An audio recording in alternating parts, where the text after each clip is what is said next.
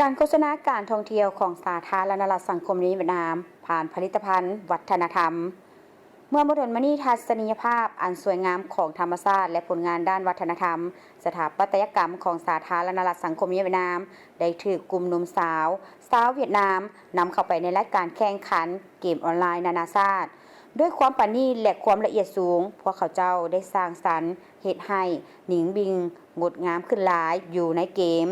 ย้อนความแม่นยำสูงจึงสามารถเอาชนะคู่แข่งขันจากหลายประเทศและคว้ารางวัลอันดับหนึ่งมาสู่ประเทศการโฆษณาการท่องเที่ยวด้วยการผ่านผลิตภัณฑ์วัฒนธรรมเช่นผ่านหุบเงาเกมและดนตรีถือว่าเป็นยุทธศาสตร์ที่สำคัญหนึ่งในการนำไส้คุณค่ามรดกอย่างยืนยงตัวอย่างวัดบายดิงและพาราสวังวาลิม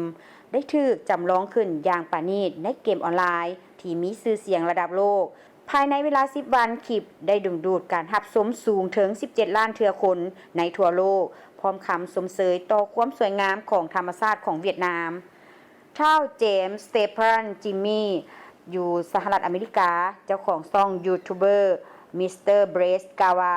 ข้าพเจ้าต้องยอมรับว่าสถานที่แห่งนี้งามหลายธรรมชาติอยู่แห่งนี้บ่มีหยังให้ติเลยในระยะผ่านมาผลิตภัณฑ์วัฒนธรรมเช่นเกมออนไลน์ MV เพลงและโดยเฉพาะแมนหุบเงาได้ถูกแขวงหนิงบิงเลือกเอาเป็นช่องทางในการโฆษณาการท่องเที่ยวที่มีประสิทธิผลภายหลังความสำเร็จของหุบเงาคงท้องถิ่นดังกล่าวได้สร้างกลยุทธ์ดึงดูดคณะถ่ายหุบเงาขนาดใหญ่ทั้งภายในและต่างประเทศเข้ามาถ่ายทำถ้าวุยวันแมงหัวหน้ากรมการท่องเที่ยวแขวงหนิงบิงกล่าวว่าปัจจุบันบรรดาหุบเงาที่ใช้งบประมาณสูงกำลังดำเนินการถ่ายทำมาตลอด3เดือนแล้วนางโง่ที่แบงแฮงห้องหัวหน้าบริหารบริษัท BHD กล่าวว่าเมื่อบดุลมณีหุบเงาซีราได้ใช้งบประมาณ$4 ล้านจากอุตสาหกรรมหุบเงาอินเดียก็ได้เลือกเอาหนิงบิงเป็นสถานที่ถ่ายทำเคียงคู่กับถ้ำเซินดงกวางจิและอ่าวฮาลองกวางนิงท่าอุโมงค์กุมาในหุบเงาซีรากาวาหนิงบิงได้มอบรูปภาพบรรยากาศที่งดงามให้กับหุบเงาของพวกเขา